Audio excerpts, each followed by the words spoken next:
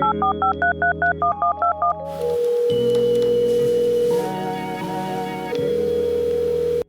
we're live. Welcome to Don't Be Coy. I'm your host, Unkle Lew, and today I have the honor, pleasure, and the utmost appreciation to have with me today Miss Danielle Williams. Danielle, thank you for being on the show. How are you doing this morning? I'm doing wonderful. Super excited to be here. Thank you for having me. Oh, that's good. That's good. How was your previous week? My previous week was hectic, but we learned a lot and we are getting things done. So it was a good week. I totally understand that. So, for the people at home, do you mind telling us a little bit about yourself? Yes. So I am currently a second year doctoral student at the University of Chapel Hill. University of North Carolina, Chapel Hill, sorry. And I am in the microbiology and immunology program. I study HIV and the central nervous system or brain. And I just recently launched what I think is the first self-help journal specifically catered towards doctoral students, with the goal of sort of changing academic culture, one person at a time. Okay. Yeah. So, I kind of want to talk about that a little bit today. So, like, what made you decide to start a journal? So honestly, it's a very long story. I'll give you the brief version. And that is, I initially wanted to just sell an informational book about gratitude, Mm, because I felt like that was sort of a reoccurring theme throughout my journey in academia and bringing me back to center. And so I started there, and then I realized, I've done a lot of work and I could probably pull together many of the different resources I've used in terms of personal development and just journaling on my own and using other resources and cater that specifically toward doctoral students mhm. and just give that to people instead. And so it started with just an informational pamphlet and then slowly grew into this journal. Oh, okay. Well, that's cool. So, like, I'm really interested as far as around like changing the academic culture and like um around like just this whole aspect around what you were perceiving or experiencing beforehand and like some of the inspiration and like things of that nature. Yeah, so I initially had my first real research experience in academia when I moved to Seattle for a post-bac position.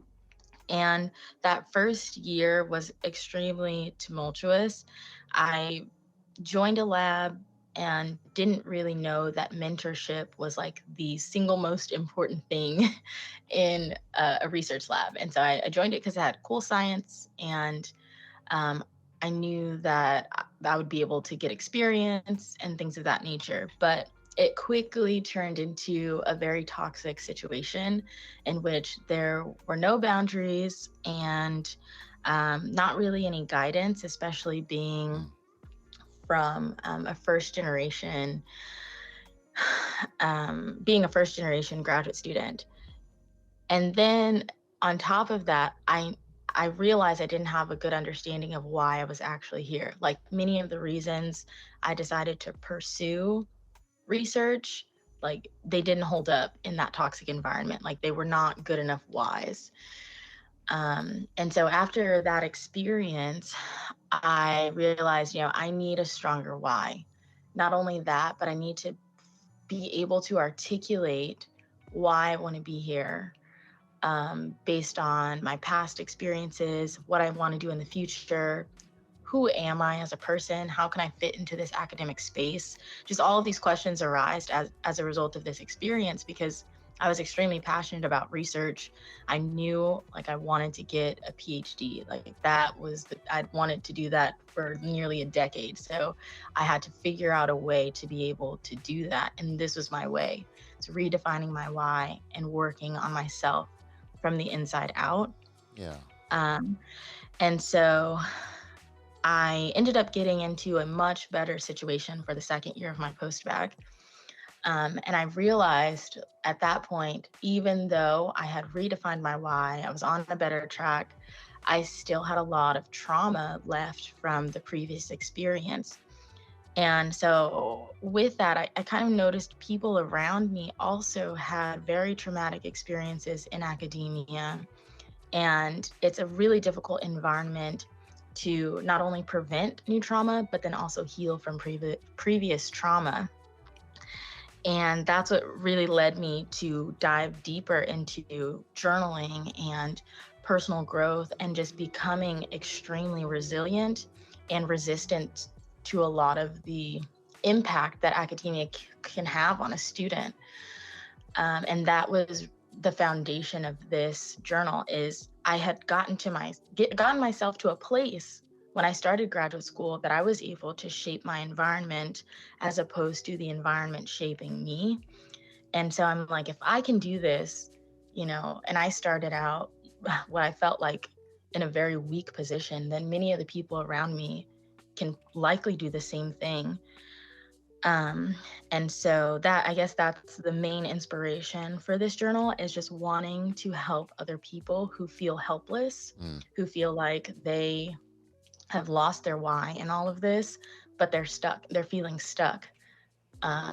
And this is an opportunity. The journal is an opportunity for them to dig deep, to figure out why they're here, to regain their sense of power in this environment that has made them powerless. yeah. No, I really like that there, especially when you talk about like one of the challenges in academia, you realize that you had to develop that stronger sense of why, and also noticing like the sense of trauma when it comes to like graduate school. I Mhm. know that um, that trying to transition from undergrad to graduate school, or just from the working world into graduate school, it's always tumultuous, right? It's like one of those Mhm. things that has a lot of turmoils that causes an individual to make a lot of different kind of shifts, because you're making this investment towards yourself because you see yourself in a different light, whether it is you want to make a better future for yourself, you want to change the world with a certain type of science, or type of bring something to the world with this type of academia background. And it kind of forces you to put yourself in a place where you're away from your community, you're focused on you're have the blinders on to what's going on in the world, rather, and have to focus deep down into the books, because it's a whole different playing field than it was whenever you were an undergrad, or whenever you're just living regular life in general.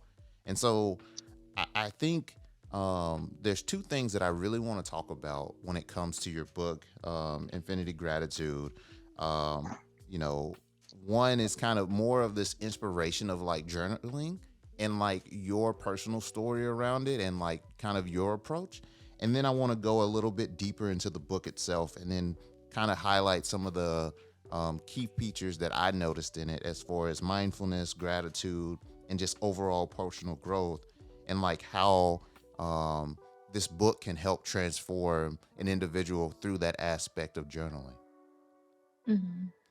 Yeah, so as I mentioned, when I was reflecting more deeply, I realized that gratitude is what centered me. Um, and not so much thinking about or focusing on what in my life at this present time am I grateful for, despite maybe not being in the best situation. And that has happened, throughout undergrad, during my post-bac, currently in graduate school. It's been gratitude that centered me. And so that's why I named my business Infinite Gratitude, because it's just a reoccurring theme. And in terms of journaling, I also feel like whenever things were chaotic, even throughout undergrad, even throughout high school, I would always go back to journaling and just writing down my thoughts to untangle the clutter, the dissonance, whatever was going on, and then also to get reorganized. Like I Mm, find that it's it's a good thing to write everything down. I may vent in my journal. I may say some very negative things, but I always come to realize, like, but what am I going to do about it? And so that's where the organizational piece comes in, where I create to-do lists and I create a plan. And so you have this gratitude and personal growth that I always came back to figure out to pivot, when things got complicated. Yeah, I really like that, especially this whole concept around uncluttering and reorganizing. It's kind of like cleaning, right? Or spring cleaning. Like Mhm. we all kind of do this, and it. My mom always says that if you really want a house to feel comfortable, or a home, or a place wherever you stay to feel comfortable, cleaning makes it cooler. It makes it warmer when it's cold.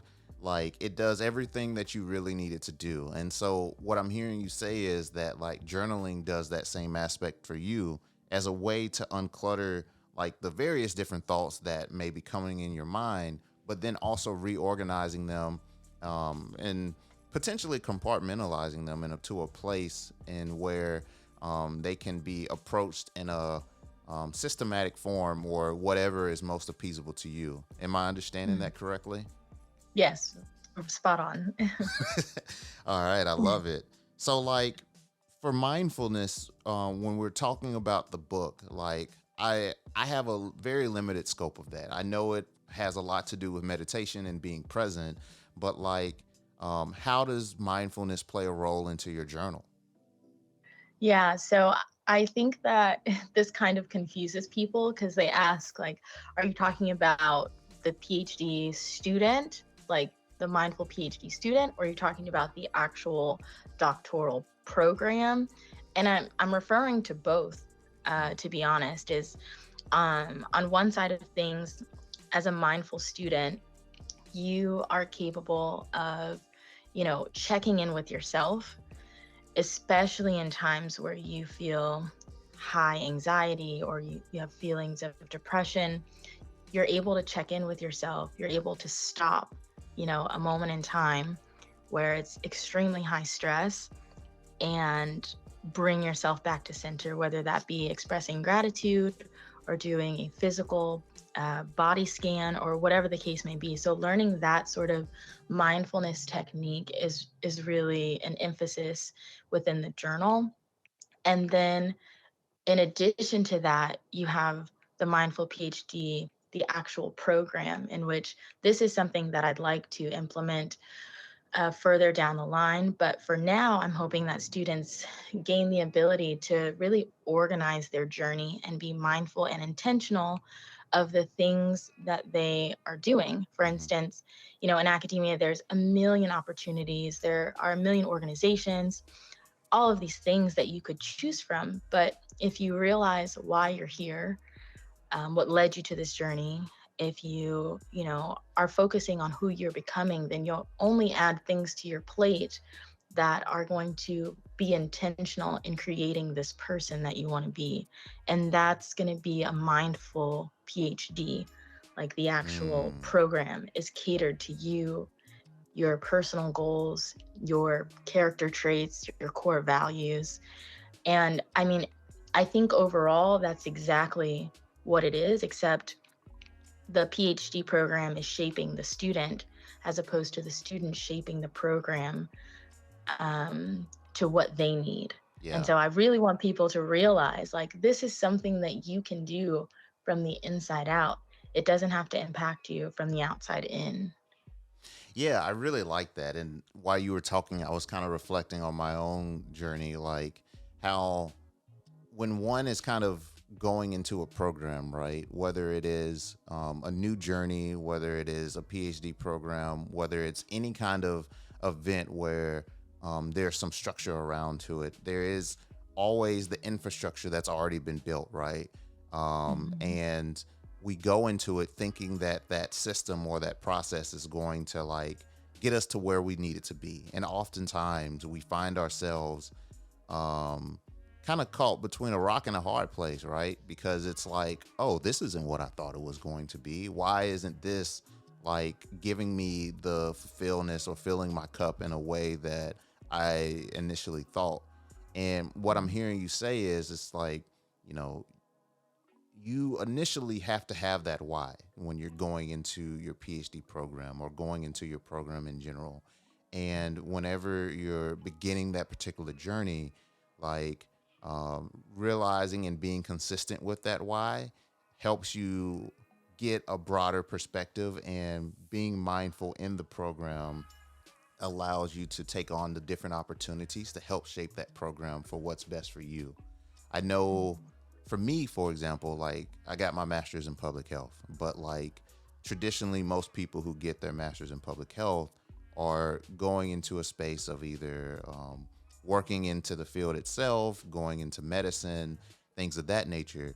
And I kind of took a different route by going into healthcare administration and looking at that at a way to say, like, there's a lot to do with like how population health and data analytics can help in driving around how our systems of healthcare organizations are being developed. And so Mm, I really, really like that kind of intentionality yeah. around that. So like, I'm curious around what started your mindfulness journey. Oh, yeah. I think so. I hesitate a little bit because there are many things that started it, because it has started and stopped and started and stopped again. Yeah. But I think one of the main things that started it was my best friend, Kai Pen. She was into yoga and she studied Buddhist psychology and all of these things. And she would tell me, you know, about meditation, but I wasn't really open to it. And then finally, I took a Buddhist psychology class with Dr. Lori Stewart. I will never forget her, at San Diego State. And I think that's what really triggered it, or like set it into stone, that I could pause at any moment in time and focus on my breath. And everything just sort of slowed down. Um, and I could feel myself feeling. I wasn't moving fast. I was able to slow down. And I think that was the inception. And so sometimes I would come back to that moment. Sometimes things would get so hectic that I would forget. But when things got way too overwhelming, I always came back to that mindfulness and meditation. I think one of the really big players that got me on to consistently meditating is Sheila Marie.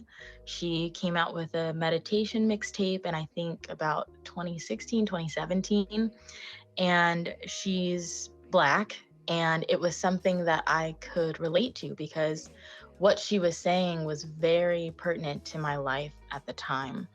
And so it wasn't in the traditional sense of meditation, just like gongs in the background. It was something that I could really get into. And so that was another thing that kept me on the mindfulness and meditation path and inspired me to dig more deeply. Um, yeah, I think that's what Yeah, no. that. Yeah, I really like that, especially like thinking about just in one when one is being mindful. It's kind of like that same aspect of journaling, right? Like I'm curious to around like your whole overarching process, but if I'm hearing you correctly, like being mindful and being present is not only just like, as you were saying, not just listening to the gongs in the background or reciting certain things, but it's being aware around um like yourself and your whole physiology, listening to your Right. breath, potentially listening to your heartbeat if it's, if you can get that deep into it. um Hmm. Being aware of just like your surroundings and just being fully present.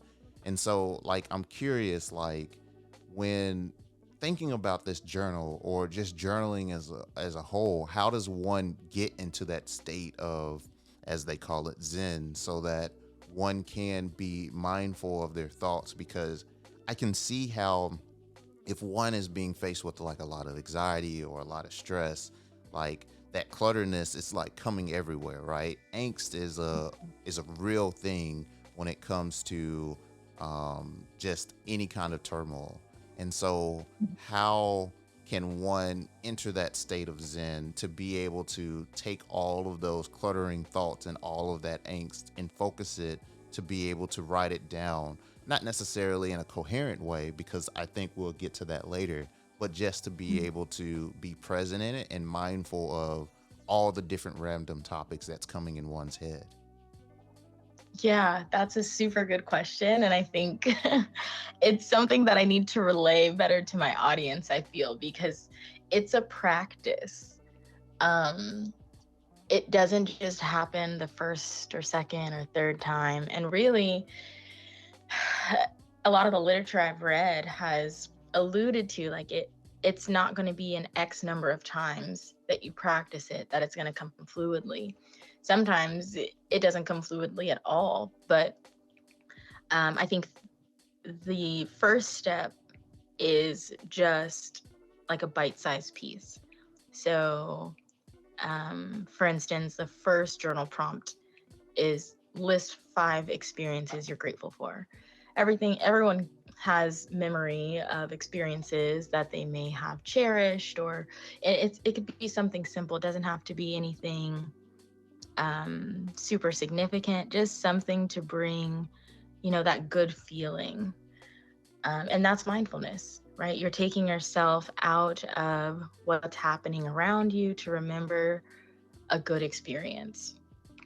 And then let's see, what else? What other question did you say? Well, I'll go back to the fact that it's a practice. And so the journal also states that it is a practice. And so to be gentle with yourself, to use self-compassion, there's no such thing as meditating or being mindful the right way. It's whatever you feel is helpful in that moment. Yeah. Another thing is that the journal has several prompts or encourages the user to just check in with how they feel. I think that's a really simple way of being mindful. Even if it's not in a heated situation, sometimes I'll just be cooking and ask myself, how do I feel in this moment? Like, do I feel good about what I'm doing? Do I feel uneasy? Is there anything that is unsettling about my experience right now? Is there anything that I'm ignoring? Is really just checking in with yourself. Mm-hmm. I think did that answer the question? Yeah, no, that does answer the Okay. question. I really like this whole concept of like a check-in. And so I think about like we're kind of like a vehicle, right? And doing like a total body tune-up. And so Mm, like whenever we're taking our body to the shop, and that shop can be anything, right? Like as you were mentioning, it can be just sitting down, practicing it and saying like, okay, I'm meditating now, or it can be in the middle of an act as far as like cooking or cleaning or something like that. And I think that there's something there that I kind of want to extract a little bit more around like the mundaneness and like how we can find peace in like mhm, being able to do something that we can practice over and over and over again to where it becomes second nature. And then being able to take that second step and being present in that moment as far as yourself. Because I think oftentimes we get lost in the sauce really, and lost in mm, um the repetitiveness and mundaneness of that life brings. Not to say that like life is a boring thing, but we essentially do the same things all over and over again. We wake up, we eat, we go interact with some people, maybe not, go to sleep, and there's this constant wake up and go to sleep like reaction that we're constantly doing. And so like mhm. what was that moment for you that made you realize, hey, I want to break this cycle and make a change for myself and my personal growth? Um, I think there were several defining moments. I think that the scariest moment that I made this realization is when um, I blacked out on the way home from lab, and I woke up in my bed and I didn't remember how I got there. Um, that was a moment where I was like, okay, I need to do something drastic, and I need to get serious about my mental health and my personal growth because I don't want to stay here. This is a scary place. Yeah. Um, and so from there, that's when I started journaling. I started reading The Wise Heart, which is like my go to Buddhist psychology textbook. I started therapy and I got really intentional about how I was planning my day. And like you said, the the routine, the schedule, it became very consistent. And so I think that often it seems kind of boring, but I really relied on that stability and then being grateful in those moments of, I guess, mundaneness. I don't know, I don't know how to say it, but to appreciate the routine, to appreciate the stability, because I knew what it was like to have instability and to have chaos, and I didn't want that. So there's that is expressing gratitude even though the routine seems very consistent, very boring. And then I was also going to bring up another point, and that is when we get to know ourselves, we're able to do things for ourselves that we enjoy. So I'll go back to cooking, but it's one of the reasons I take so much time and care in my meal planning, not only because I enjoy cooking, but then I'm able to enjoy the food that I'm eating, regardless if I meal prep every Sunday, I go to the grocery store every Saturday. Those are things that I do, consistently every week. And then I eat the same meal for 6 days consistently. Um, and I realized that routine could be like kind of bleh if, you're not taking time to really pay attention to what you like and you're just doing things out of necessity. So that's one of the things. And then like working out, I really like to lift heavy. And so when I plan my workouts, I'm thinking of ways that I can excite myself, that I like things that I like to do. So that when I do then I'm like, this is hard, but it's really fun. Yeah. And I'll work out consistently. I'll do those same workouts for a 4 week sequence. And um, I think that's another component of my book that will allow students to get to know themselves, so that even in the midst of a routine, they're able to be mindful and enjoy themselves and be grateful for what they're doing. Yeah, no, I really like that. And thank you for sharing that experience that you had rather. Because I think that brings up another key point around like just stress reduction and like the whole Mhm. concept around mindfulness in itself, right? Like you expressed Yeah. like um your situation that is kind of like one of the extremes, right? To where stress or whatever is going on in your life reaches such to a point that you essentially black out.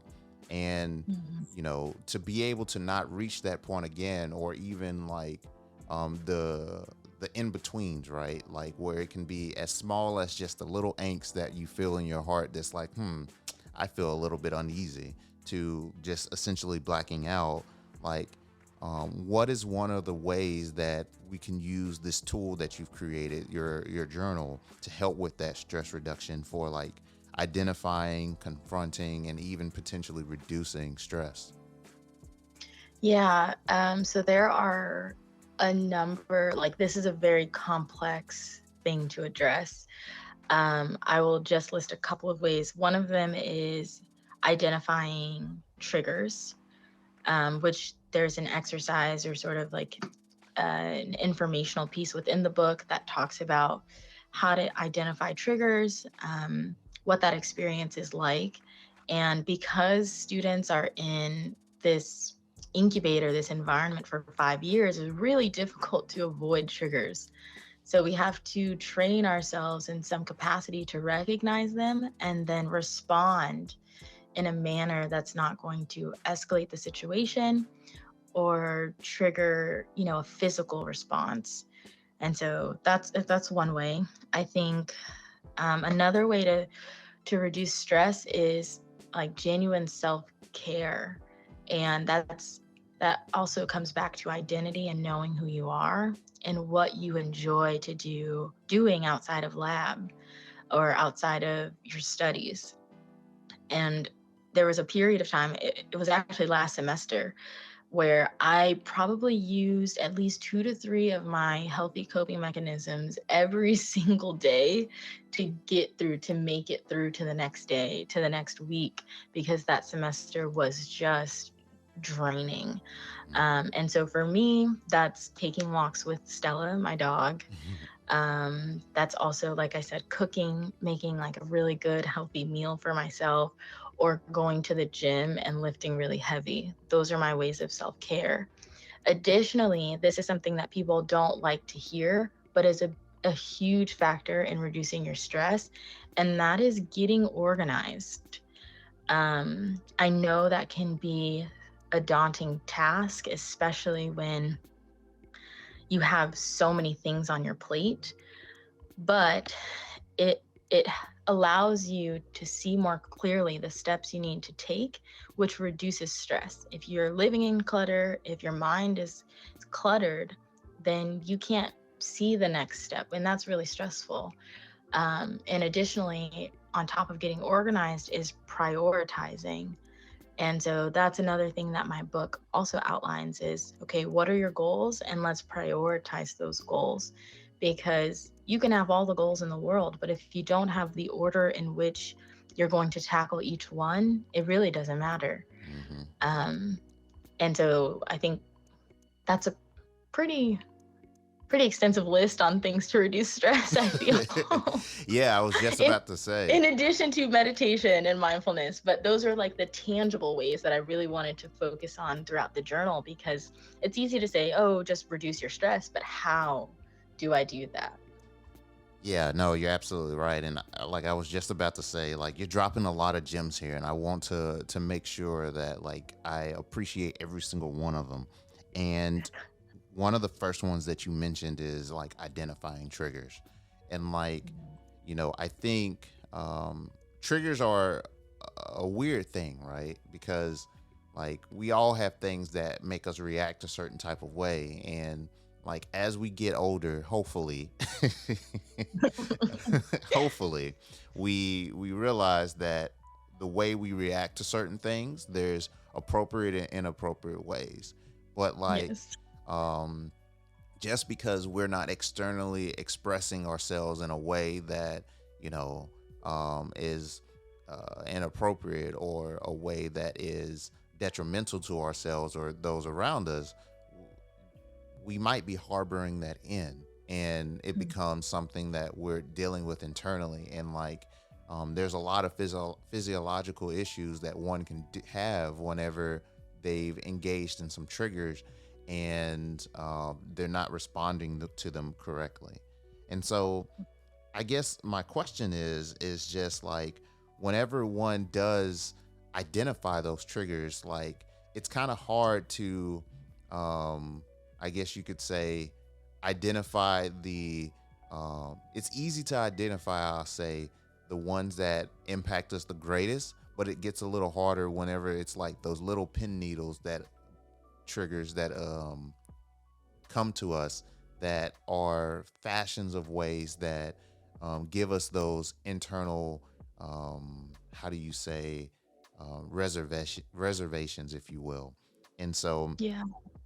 so I guess one of my questions is that I'm asking to you is, uh, when it comes to identifying those triggers, big and small, what are some of the ways that we can utilize your journal, or just utilize meditation as a whole, to identify what those may be?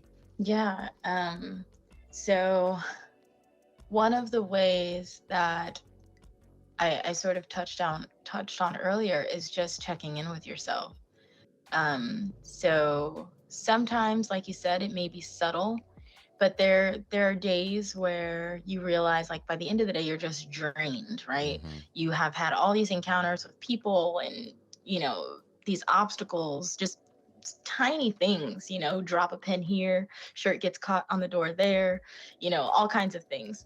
And so throughout the next day, what I would recommend is that you pay attention to how you feel when each of those things happen, and take them as they come. Mm. So, say 8 a.m. someone makes a comment and you feel uneasy about it, like take a step back and allow yourself to feel whatever you're feeling and let it go. That way it's not building up throughout the day. And we can do the same things with big triggers, small triggers, whatever, is just take them in stride. And when we practice checking in with ourselves, that gets easier. And we're able to recognize that little voice or those physical responses that are saying like, oh, I don't feel so good about this, because we know how it feels to feel good. Um, I think is that the answer? Yes. Oh, the journal. Um, so there's another component of the journal that reflects on your previous experiences and understanding how you feel about them. So, for instance, there's a journal prompt that asks, recall a time in lab where you made a mistake and someone reacted in a way that didn't make you feel good. How would you have wanted them to react? And so understanding those situations on an intimate level, or being able to reflect back to those situations and say, I can identify this person is reacting in a way that I don't feel good about. I realize the way I would like them to react. I've already written about it. I've already reflected on an instance like this. And so in those moments when you're being triggered or when that occurrence is happening, you can say or you can respond in a way that's reflective of that self-awareness. And it's very empowering. And when you practice that over and over again, it just gets stronger and better, and you're able to handle these situations with a lot more ease, despite having previous trauma. Yeah, no, that makes a lot of sense. And I really like and this kind of goes into the second jewel that you dropped a little bit earlier around like genuine self-care. But I really like that approach around like understanding like the triggers and using that kind of self-care, because really at the end of the day we only have our cup, right? Like if we look at ourselves as kind of like into a metaphysical cup and thinking about it as our capacity for the day, those little triggers, those little things, those kind of fill our cup with that negativity, and to the point where by the end of the day our cup is filled with like that kind of negativity. And then um, I hear you saying kind of two things. One, you can either pour it out to say like, hey, I want to pour out all this negativity, and like every time you get a little bit like, nope, that I don't want that fly in my water. Exactly.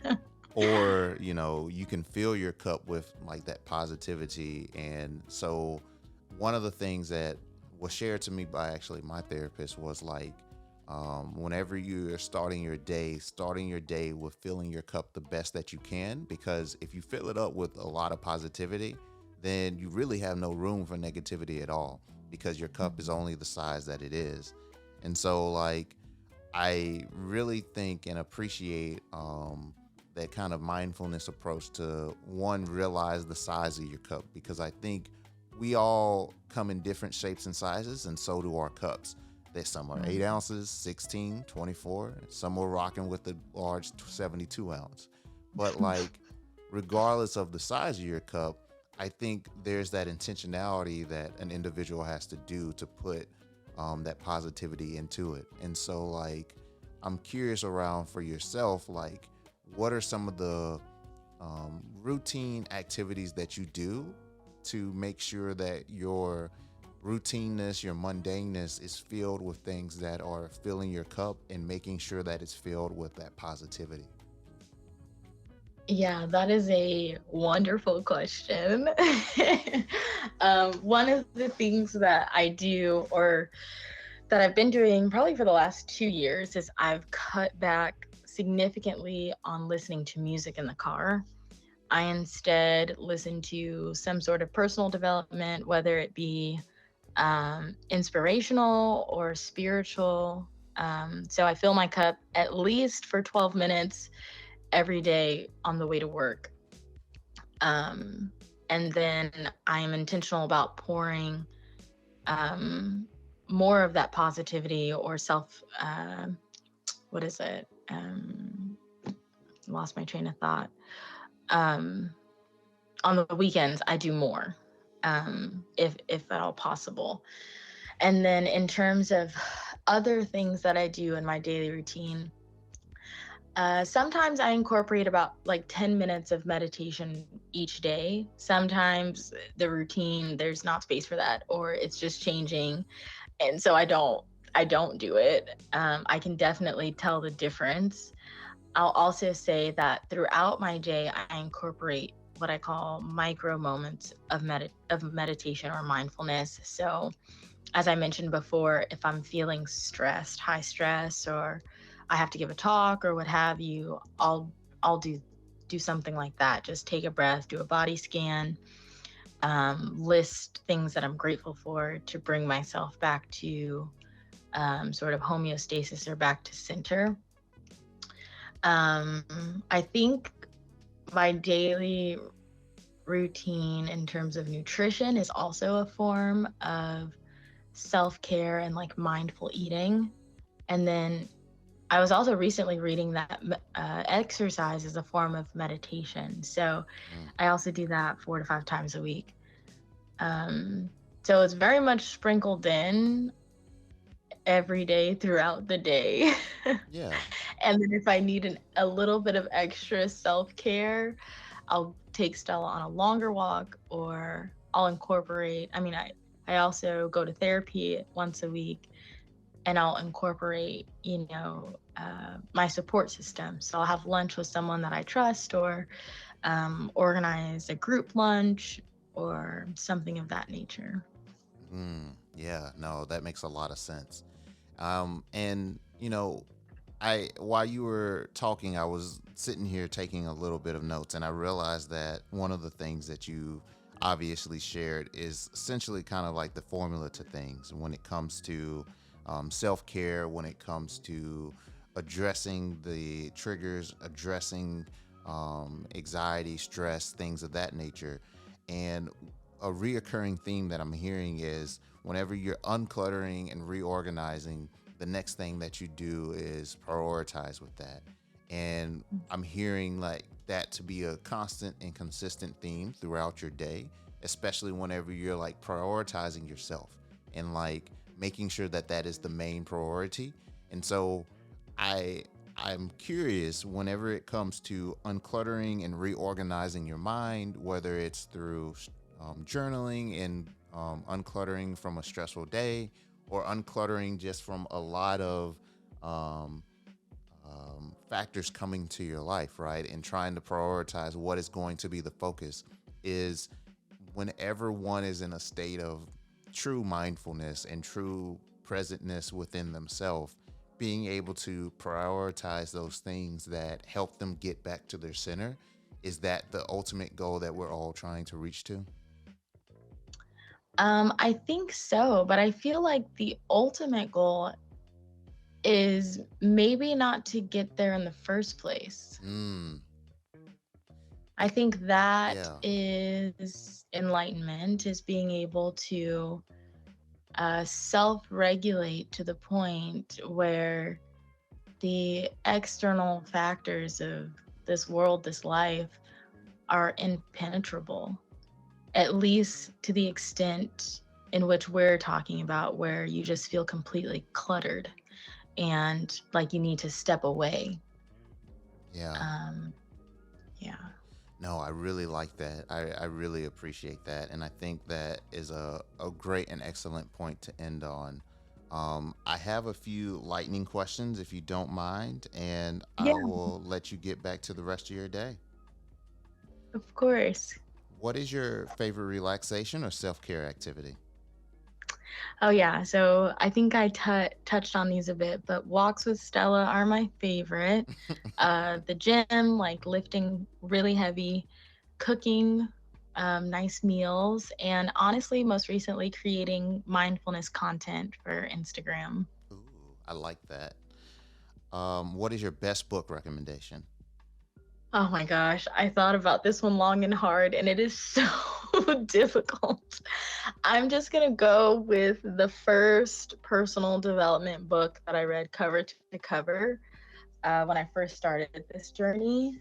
Um, and that is Can't Hurt Me by David Goggins, which is, it's kind of funny because I feel like he does not use mindfulness. He uses like brute force.